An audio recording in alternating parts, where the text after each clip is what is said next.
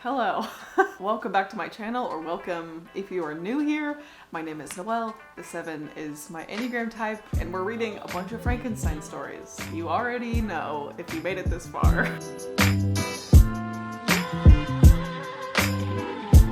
I have a very love-hate relationship with themed reading vlogs because they're some of my favorite videos to watch, and I always think they're going to be so much fun to make, and yet I always seem to delay them for weeks and weeks or months and months, and then they just get pushed back and pushed back and pushed back. So I thought if I do a spooky season 1, I can't drag my feet. Like, I can't post a Frankenstein reading vlog in December. Like, that just wouldn't make any sense.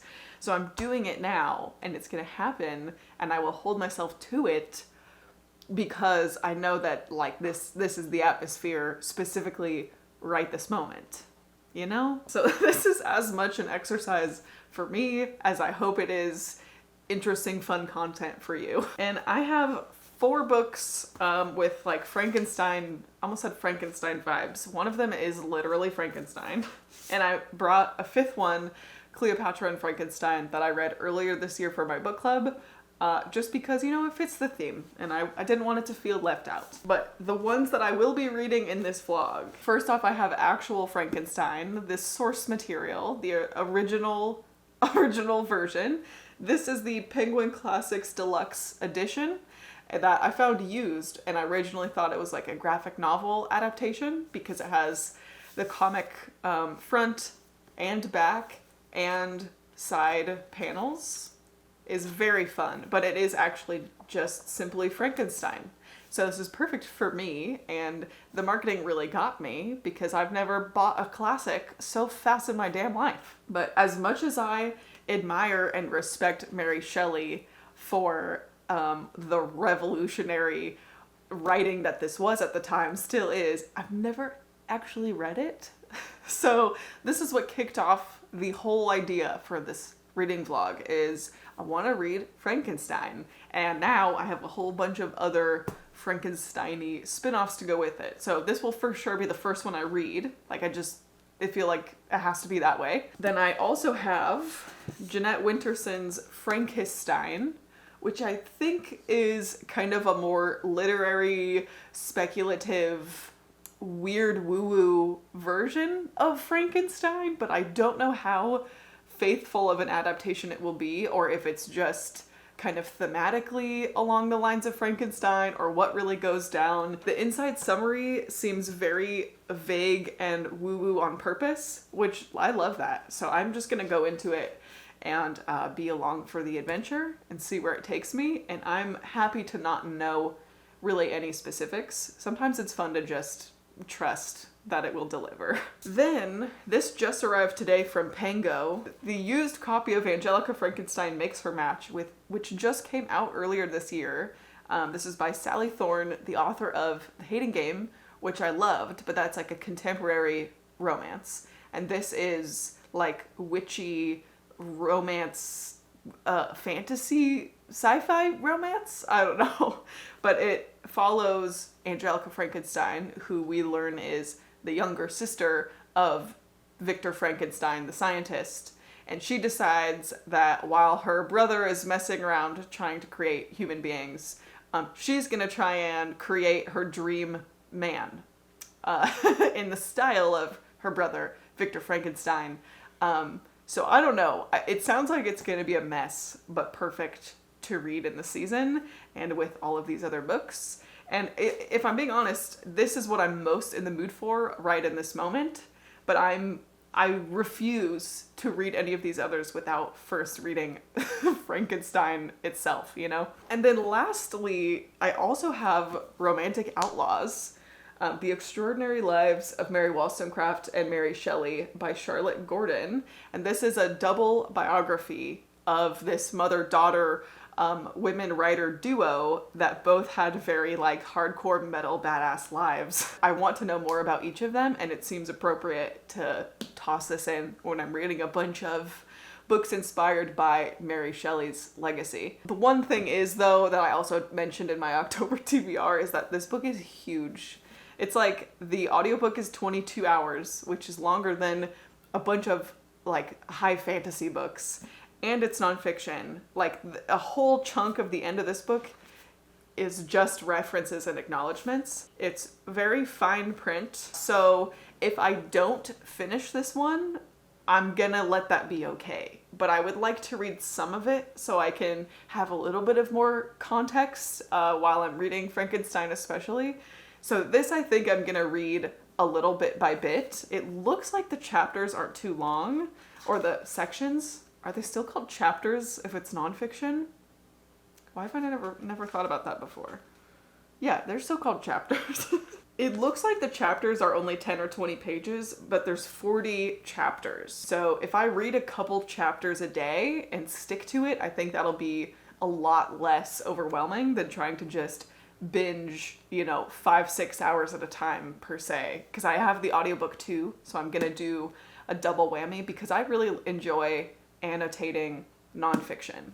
I know that goes against a lot of people's preferences, that they like to annotate their fiction and listen to nonfiction on audio. I'm kind of the opposite. I like to underline and mark things for later in my nonfiction. So that's the plan, is I'm going to start Frankenstein,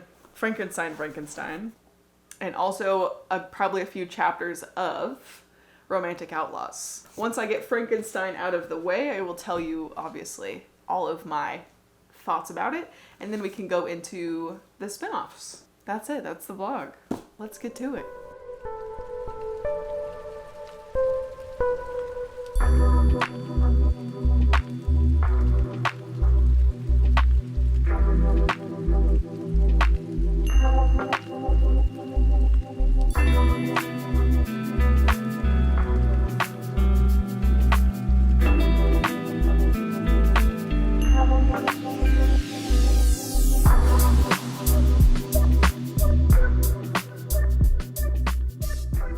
It's been about a day and a half, and I had to force myself to stop reading Frankenstein last night because I got to the halfway point and it was way too good, and I kept going, and now I'm at about 2/3. And I finished the second volume. There's like 3 volumes in Frankenstein. So I finished the second volume and forced myself to stop because I knew I wanted to update the vlog before I finished. And then I also picked up Romantic Outlaws. So I read the first couple chapters of Romantic Outlaws, which is the dual biography of Mary Shelley and her mother, and also most of Frankenstein, which I will definitely be finishing like immediately after this clip, because I know that this is not an original statement, but Frankenstein is a masterpiece. Like, why? How have I gone so long in my life without reading and fully appreciating Frankenstein? Like, no one told me. All I thought my whole life was Frankenstein is just like, ooh, scary monster. Like the original horror novel. No, there are so many layers and symbols and like hardcore heavy metal shit that goes on that like the writing is just so addictive, and the down to the sentence level is so masterful and stunning. I started underlining, I've been highlighting like a madman, first of all, and I started highlighting every mention of like snow and ice and cold. Let me find a good example. Okay.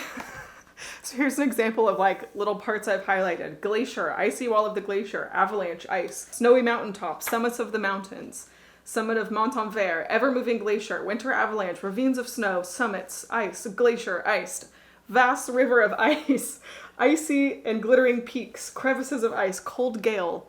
Like, all of this is just like cold and intense, unforgiving imagery that I think I'm picking up on it because the introduction of it specifically said the mentions of like the way that nature is depicted, specifically like cold, mountainous, wintry nature is depicted. It could, like, someone could write a whole dissertation on that, and now I can't stop noticing it in the best way. I'm like, this is truly like this. Even the symbols, there's like symbols within the symbols. It's so good. I'm like, Frankenstein is about to become my whole personality. You have been warned. And I'm almost a little bit worried that reading this fantastic classic League of Its Own work of art first may be a recipe for disaster for the rest of this vlog, because I originally wanted to just get it out of the way, right? Like, okay, read the classic and then read the rom-com. And now I'm a little bit scared to read the rom-com because I'm worried it's just gonna feel so flat and hollow after this, honest to God, like treasure work of art. I have maybe 50 more pages. The book itself, there's so many like appendixes and introductions that I've loved, but the book itself is like 200 pages. So I have 50 more pages. I'm gonna finish it and report back later. But it really is, I'm having a great time. I mean, I knew that I would enjoy it.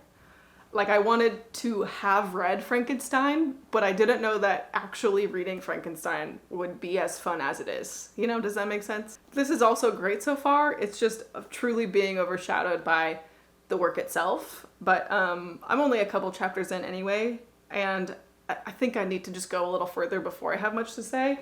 Other than, I love the way it's written. Like, I love a nonfiction that feels like it's just telling a story. It doesn't feel dry. It doesn't feel, this is gonna be weird for a nonfiction, but I was gonna say it doesn't feel info dumpy, even though that's literally what it is for 600 pages, is just truth and facts. But it just feels like these women's stories being told very organically. So I'm already enjoying that a lot. Okay, bye for real.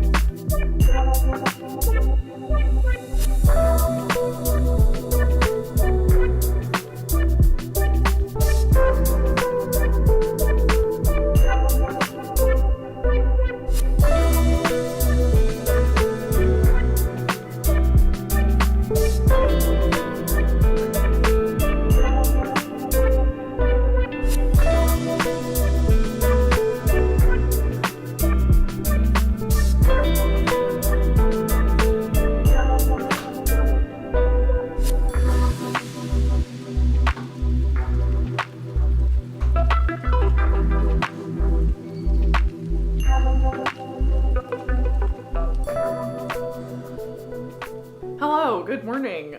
We have so much to talk about.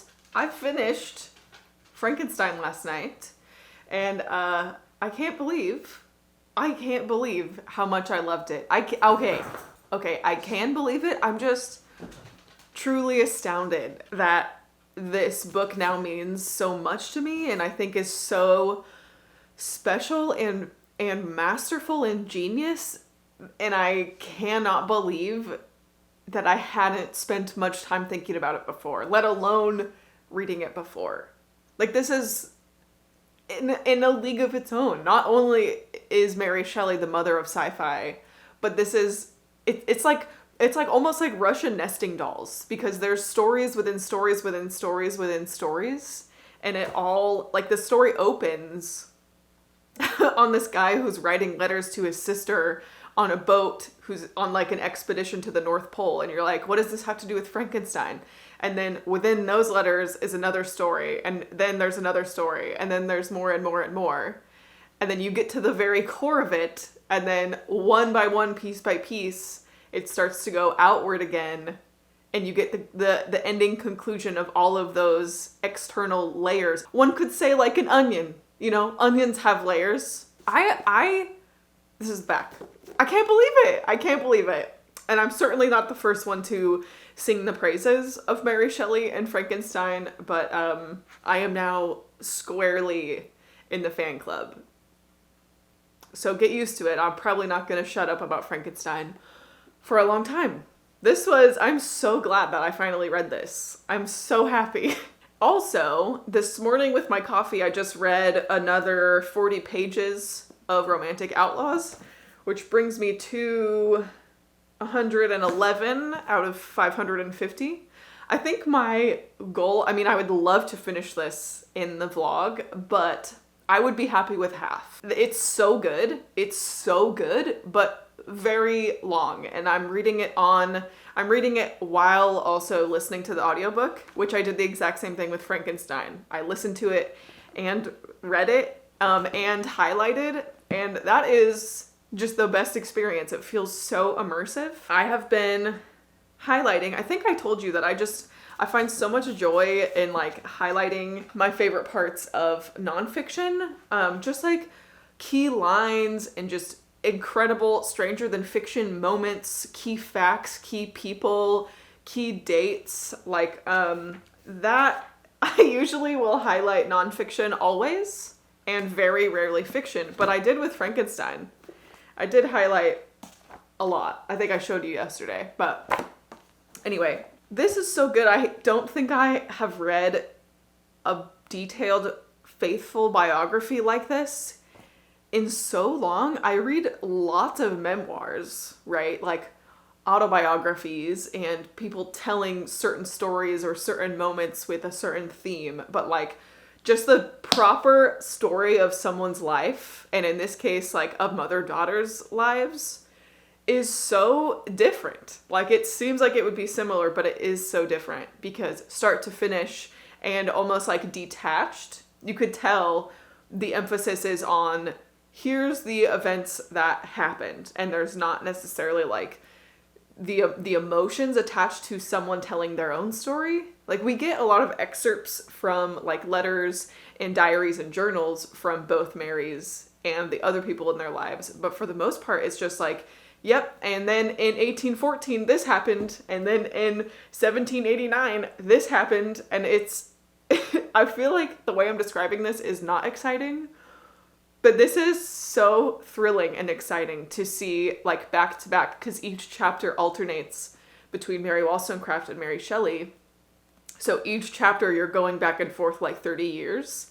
And at first, the first couple chapters, it was a little bit jarring, especially because they're both Mary. But now that I'm used to it, it's so cool because you get to see like the echoes between their lives, even though Mary Shelley never knew her mother because Mary Wollstonecraft died like a week or 10 days after Mary Shelley was born. So you see how the life of Mary Shelley has been influenced by her admiration and love for her mother, and you see how Mary Wollstonecraft's life led her up to the point of having Mary Shelley and all the amazing things she did in her own right. So I'm really having a blast with this, especially having literally just finished Frankenstein. It's even richer.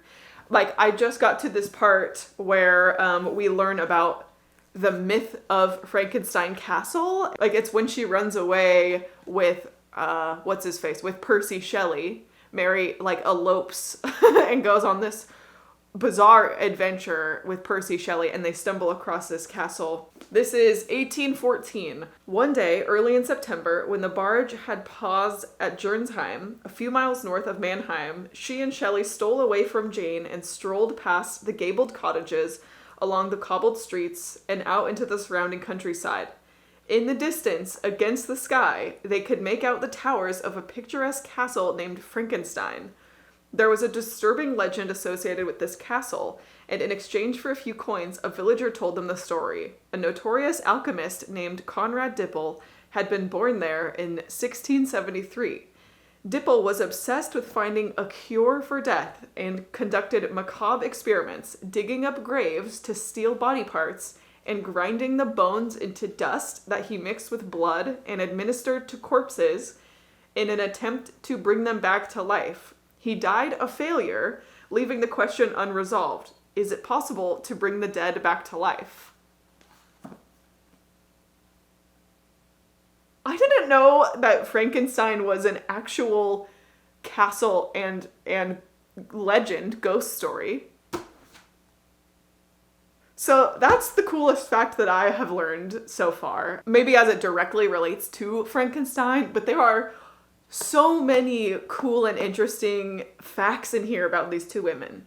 And this is entirely too much to say for only being 100 pages in out of like 550. But you get it. It's a good time. And I love being back in thick, juicy, chunky nonfiction because I was intimidated. I don't know when I would have had the gumption to start this if not for this silly Frankenstein vlog. And I'm so glad. I'm so glad that I'm doing it. This is so good. And I think later today I will end up starting Angelika Frankenstein Makes Her Match, even though I am a little bit apprehensive now knowing how like deep and informative and interesting the last couple proper Frankenstein books have been.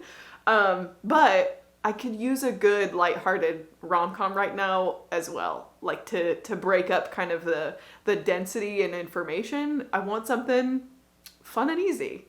So I'm gonna go into it, which is like, this was the one I was most excited about at first, and now I don't know. I don't know how I'm gonna feel, so we will find out together. Hello. It is about 7 o'clock, and I'm just parked in my car outside the studio, waiting for the class before it to be done. I thought I would let you know that I'm about 2/3 of the way through Angelika Frankenstein, and it's like fine. I don't know. I don't have a lot to say. Like, I just keep thinking, oh, I'll update them in one more chapter. Like, maybe one more chapter will turn this around. I'm over 200 pages in. 230 pages, actually. I only have like 100 pages left. And my favorite thing about it is how it low-key feels like if Jane Austen was alive today, this is how I imagine her books would feel like today.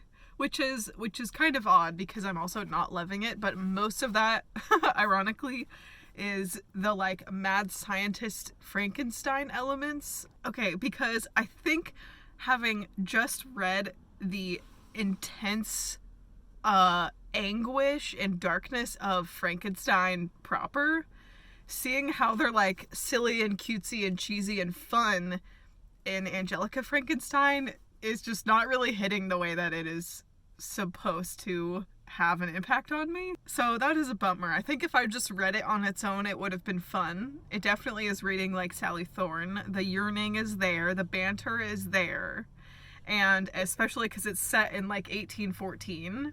That's what I mean when I say it's like Jane Austen-y, because the characters, like, on one hand, the characters are very like proper and polite to each other, and on the other hand, they're very modern and like bantery and crass, and I'm loving that. But the setting and like, I don't know, the Frankenstein being Frankenstein but being a completely different person is really throwing me off, to be honest. So I don't know, it's weird, but I'm gonna finish it. I have 30 more minutes to kill in my car and then I'll update you later. All right, I finished this. And you know what? It kind of got me. It kind of got me. I was not really loving it, but the ending really turned it around for me. And there's even, like, the first thing she says in the acknowledgements is like, hey, Mary Shelley, I must acknowledge and possibly apologize to the genius Mary Shelley. There was a plague in my time, and I borrowed your characters for a little while. And then she also talks about, then she goes on with the rest of her acknowledgements. And then there is a whole multi-page open letter to Mary Shelley from Sally Thorne. And that was so good. Like, I don't know, it's hard to explain, but it's like this level of self-awareness, I think. I'm not having a great hair day, just go with it.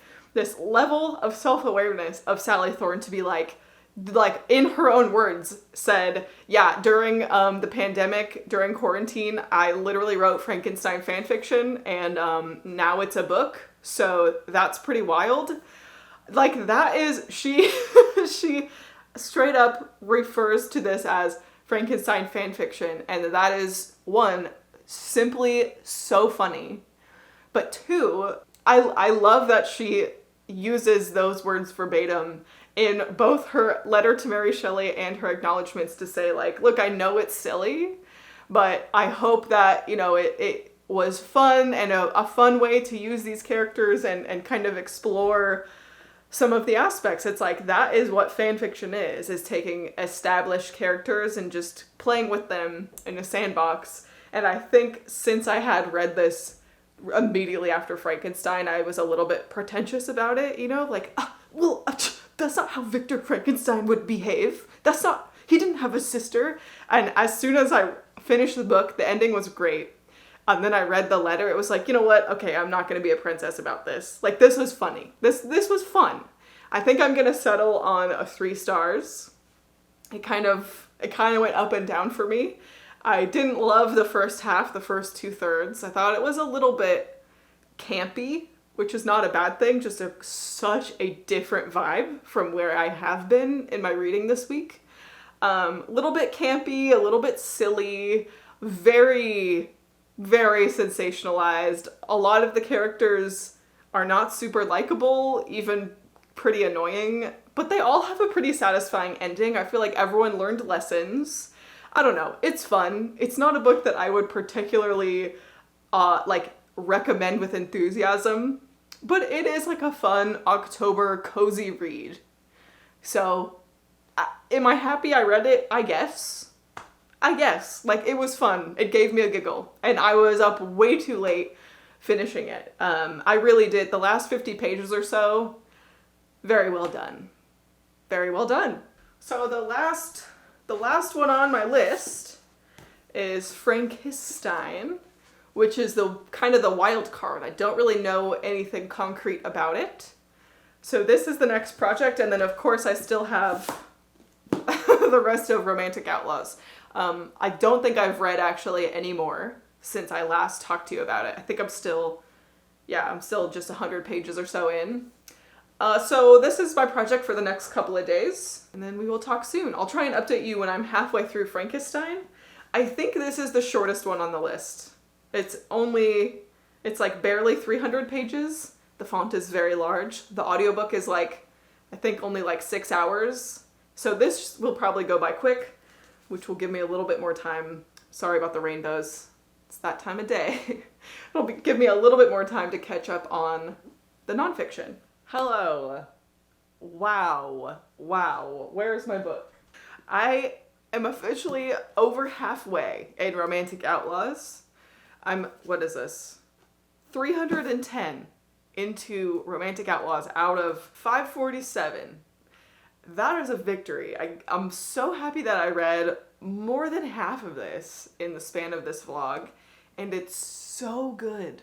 It's so good. Like, I'm simply in awe of how influential both of these women have been, and yet, like, unless you read a big biography like this, you're not gonna know the ins and outs of it. It's amazing. Like, Mary Wollstonecraft in particular, she literally wrote the book. That's not a euphemism. Like, she wrote the book that later was pointed at and said, oh, this feminism. It's not to say that there haven't been other feminist writings that happened before Mary Wollstonecraft. It's just that she wrote all of these books and faced so much hate and criticism for her outspoken radical opinions on women and women's place and women's rights, that the way that she wrote it down in no uncertain terms is what can be credited today as like, oh yeah, that is the first like feminist book.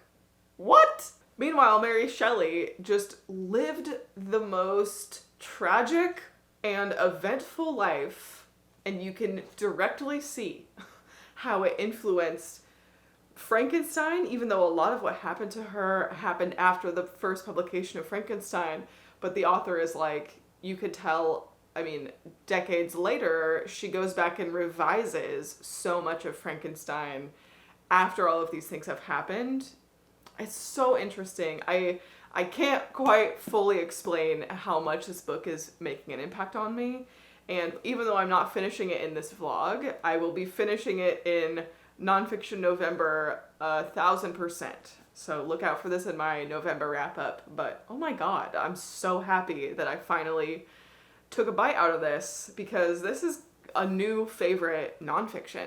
Like, I'm obsessed. I love now that I know this much about these two women, and that I can do them the service of remembering and honoring their memories, because both of them were just such pioneers and unafraid to be different and to be outspoken and to stand up for what they believed in and social justice in all kinds of ways. And it's amazing. Truly. I love it. Also, I came here to tell you that I'm about halfway. I don't know why I brought the book. This is Frankisstein. I'm about halfway through Frankenstein, and I don't know how I'm feeling about it. I was just telling Wes the other day that it's kind of bizarre because I accidentally picked the perfect, most ideal order to read these books in, because Frankenstein is Frankenstein. This biography is just the history of Mary Shelley and her mother. And then Angelika Frankenstein was Frankenstein fanfiction, right? Frankissstein is basically Mary Shelley fanfiction. Like, it's almost disorienting because I was reading the last maybe 50 pages or so of Romantic Outlaws, going back and forth with Frankenstein, and there's two timelines. One of the timelines is a fictional Mary Shelley living Mary Shelley's life, like first person Mary Shelley, telling the events of her life as I've just been reading about them for real, except that a bunch of fictional liberties, not a bunch, but enough of fictional liberties are taken where it's very obviously, oh wait, okay, yeah, that's right, this is a novel. Meanwhile, there's a second timeline that's more in the future, and there are many, many parallels. Like, I don't yet know if our protagonist is a descendant of Mary Shelley, or if it's almost like a reincarnation or reiteration or reimagining of the same story in a different time. It's kind of bizarre. And I understand a lot of the themes of talking about like creation and artificial intelligence and how like can men play God. There's like various religious themes that are popping up, and I understand what it's trying to do. I just don't know if I'm loving the execution. Like, I appreciate what it's going for. So it'll be interesting to see the second half, how I feel, if it all kind of comes together for me. But so far, I'm really enjoying Mary Shelley's timeline, but our secondary futuristic timeline is a little bit odd. There's like a lot about sex bots so far, and it's just kind of throwing me for a loop. Like, you're definitely supposed to be confused and like uneasy, but I mean, that doesn't change the fact that I'm confused and uneasy. You know, it's not a good feel to have about a book that I really want to love. So I'm gonna read the second half and get back to you. I hope I like it. It's not that I'm hating it. Like, it's different than Angelika Frankenstein, because that book I just felt like, what is going on? What is the reason? I don't like anybody. It just feels kind of silly until the last chunk of it that I really finally figured out how I felt. But Frankenstein, I'm not quite there yet. But it's not that I'm disliking it. I just don't really know how to feel yet. So I will finish this probably this morning and let you know how I feel. Okay. We have to talk about Frankenstein.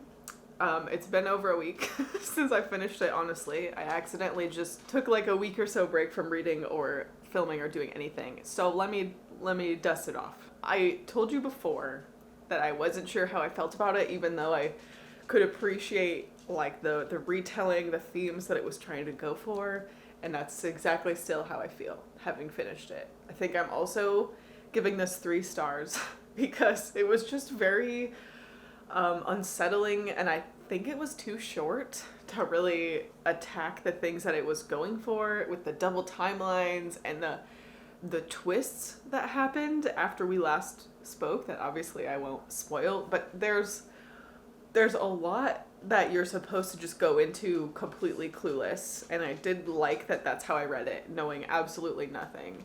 But the way that it really was Mary Shelley fanfiction, just, I couldn't get over it while I was also reading the biography.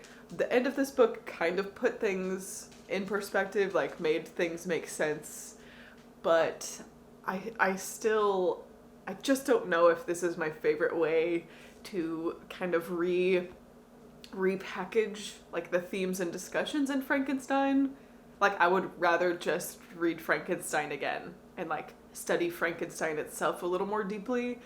So I appreciate what this was trying to go for, which basically is to reframe the themes and symbols in Frankenstein in like a more modern day light. I just feel like it missed the mark for me a little bit on that. But the story itself was interesting. I was invested. The like truthful elements of Mary Shelley's life woven in here was really unique and interesting, especially since it was first person. That was very weird and different. But overall, I think like my least favorite of the vlog, because even though I had super mixed thoughts about Angelika Frankenstein, I ended up really loving it at the end, mostly credited to Sally Thorne's kind of tongue-in-cheek acknowledgments at the end. Otherwise, I think this would have really lacked like self-awareness, and I know that seems like such a pretentious thing, but I don't know, it really is like the energy and intention behind it, I think, for like a big author to say, guys, I wrote Frankenstein fanfiction, hope you like it, versus the opposite. Like, this took itself a little too seriously. I'm glad I read it. I'm glad I went in without knowing anything really, but not my favorite. Which brings us to the end of the Frankenstein genre vlog. So I have all of these that we read in this vlog, plus Cleopatra and Frankenstein again, which I've been reflecting on a little bit. I have a whole book club discussion where we talked about this a few months ago, and now that I know pretty deeply the messages and themes of Frankenstein, I think I would have been able to appreciate this more for the character in this book that like represents a Frankenstein archetype, or Frank, I should say. And like looking at that, I can see how that was meant to be an additional layer of the book that I completely looked over at the time, because I really read this and thought, wow, that's so cool. Like, their names are Cleopatra and Frankenstein, and they have this ongoing joke about being Cleopatra and Frankenstein, and like didn't connect that was obviously intentional beyond just like a fun title of a book. Of course those characters are going to emulate certain traits and themes from those two people, historically or fictionally or whatever. So I have a better appreciation for this now too, after reading all of these. But my favorite of the vlog, in a great surprise, is Frankenstein itself. One of the best books I've read this year, and it was written over 200 years ago. That's insane. It's so good. And if this is the push that you need to read Frankenstein, I will co-sign that. Like, do it, thank me later. Romantic Outlaws, I still have maybe 150 pages left before it's like actually finished, but I know that this will be a 5 stars. Of course, Frankenstein was also a 5 stars. I know that this is a 5-star nonfiction for me. I'm so obsessed. I have such a newfound respect and admiration for both of these women, and I cannot recommend highly enough. I cannot recommend highly enough. I cannot highly recommend. I highly recommend. What am I trying to say? Highly recommend. Then I have the fan fiction, the retellings. Strangely, like, I am a retelling girl. I read so many retellings and spin-offs, but these, maybe because I read them side by side, the original flavor, was not my favorite. These were not the standouts. I did end up appreciating Angelika Frankenstein like we talked about, but Frankenstein really left something to be desired.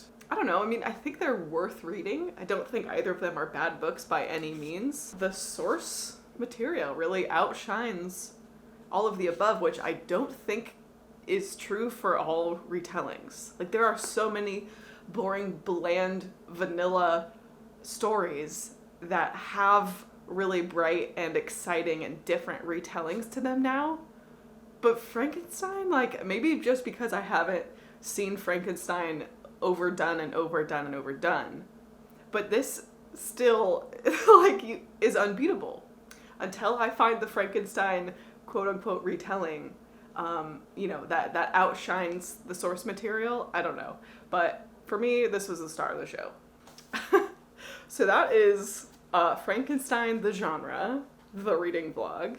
And I ended up having so much fun with this type of vlog that I already have a couple other similar videos in mind where I read a classic and then some retellings of a classic, or a nonfiction of like about that classic or what have you. So I think I for sure want to do a Pride and Prejudice one, which that's a little secret between us if you made it to the end of the video. But if you have other classics or other classic retellings that you want to see me read or that you just love and recommend, definitely let me know, because this was way too much fun. This really scratched like a literary, almost like academic itch where I'm like comparing and contrasting the different related texts. I loved this project. So if you'd like to see more, please let me know. And if you did make it to the end of the video, leave me a little green heart emoji in honor of Frankenstein. And also don't forget to like and subscribe. And if you want to be notified when I post videos, you can hit that little notification bell, because I've been a little bit erratic with my posting schedule lately, and then you'll never miss anything. So also, I have a bunch of fun links in the description, including my Instagram where you could find me every single day, my story graph if you want to know what I'm reading when I'm reading it without the like YouTube production delay, and also I have a coffee page, tarot readings, and my monthly newsletter, which comes out on the 7th of every month. So if you want to be on for November's newsletter, that link is in the description. That is all I have for you. Give your dog a big ol' hug from me, and I will see you very soon. Love you, bye!